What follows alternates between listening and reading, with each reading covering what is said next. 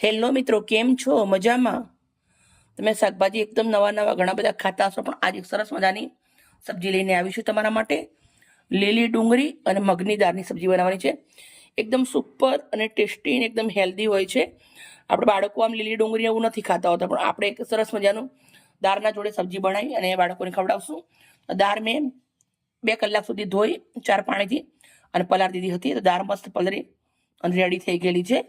હવે સાથે મેં લીલા ધાણા લીધા છે, 2 ગાંઠ લસણ છીલી લીધું છે, એને વાટી લેવાનું છે.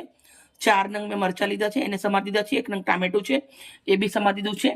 આ ડુંગળી લીધી છે મેં 200 ગ્રામ જેટલી ડુંગળી હતી, મેં સાફ કરી ઝીણી સમારી ધોઈ અને ચાળણાના અંદર લઈ લીધી છે.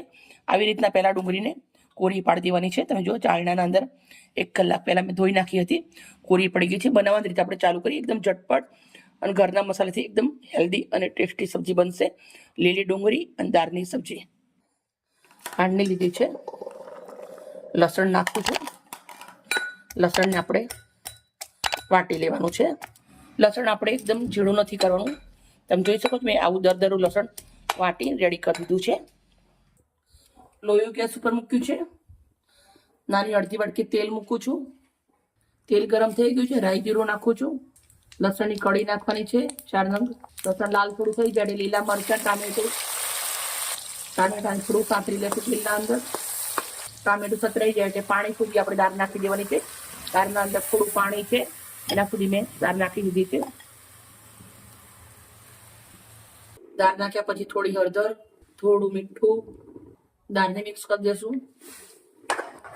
દાળને આપણે ઢક્કણ ઢાંકી 10 મિનિટ ધીમા તાપે પાકવા દેશું. એક થાળી લઉં છું. દાળને ટેસ્ટમાં બેસ્ટ બનાવવા માટે 4 નંગ લવિંગ લીધા છે, 10 નંગ એટલા કાળા મરી છે, અને હું વાટી દેવાની છું.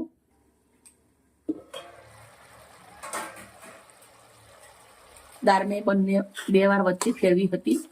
દાળમાં પાણી ભરી ગયું છે અને દાળ ચડી ગઈ છે. દાળને આપણે ગરવા નથી દેવાની, ખાલી એને ચડાવવાની છે.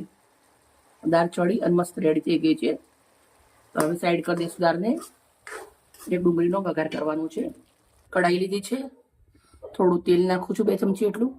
થોડા આખા દાણા, વાટેલા કાળા મરી અને લવિંગ, કૂટેલું લસણ. લસણને તેલના અંદર સાતળી લેવાનું છે.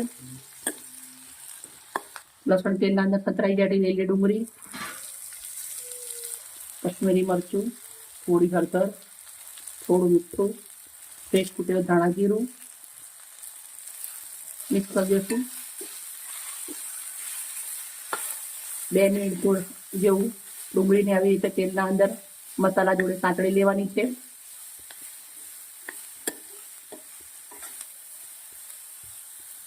મસાલા બળી ના જાય એના માટે થોડું પાણી,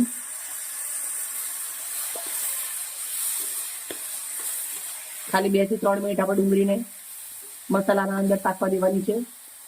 ડુંગળી આપણી સરસ મજાની રેડી થઈ ગઈ છે. હવે દાળ પાછી ઉપર મૂકી દીધી છે. હવે આપણી આ ડુંગળી નાખી દેવાની છે. મિક્સ કરી દેશું. ડુંગળી દાળની સબ્જી બની અને રેડી થઈ ગઈ છે. 2 મિનિટ સુધી આપણે ગેસ ઉપર નાખીશું.